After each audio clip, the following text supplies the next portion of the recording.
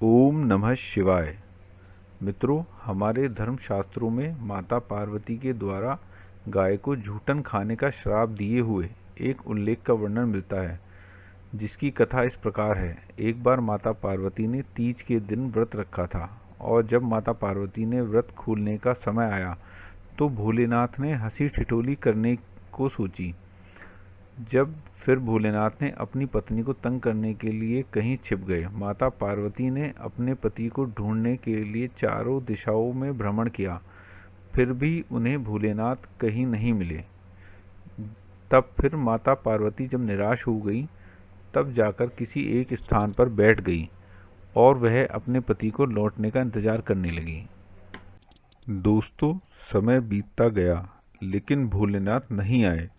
फिर माता पार्वती ने सोचा कि भगवान शिव तो समग्र सृष्टि के नाथ हैं, उन्हें कहाँ क्या हो रहा है सब पता होता है, और ऐसे में वह पार्वती माँ को पूजन करते हुए भी जरूर देख लेंगे और अपने आप ही प्रकट हो जाएंगे।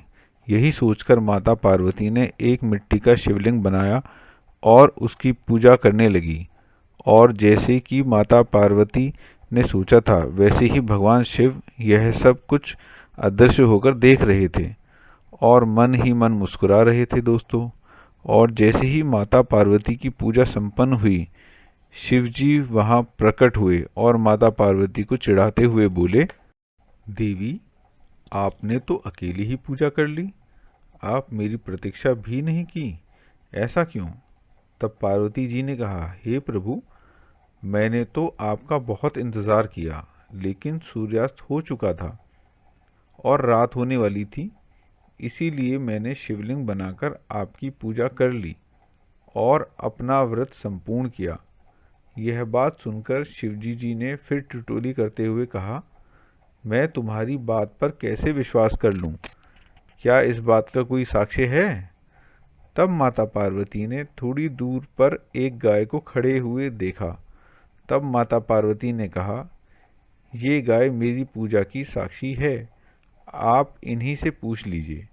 लेकिन वह गाय भी भोलेनाथ की यह हंसी ठिठोली के बारे में जानती थी, जिसकी वजह से जब शिवजी जी ने उसे माता पार्वती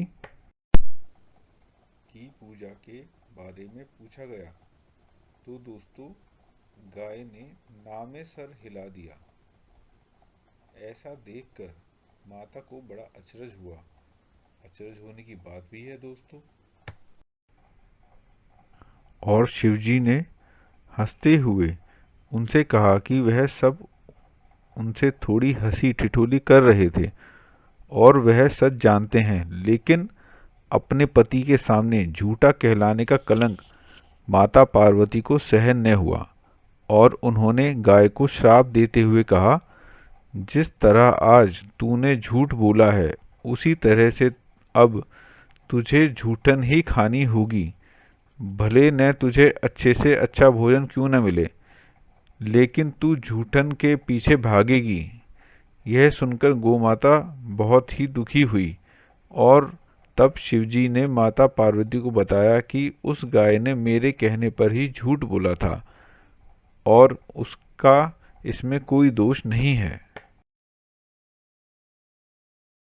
तो यह बात सुनकर माता पार्वती को अपने श्राप पर बहुत दुख हुआ और उन्होंने गौ माता को यह आशीर्वाद दिया कि वह दिव्य जन्मा है और उनके सभी गुण जैसे हैं वैसे ही रहेंगे, लेकिन उनका दिया गया श्राप अब नहीं टल सकता।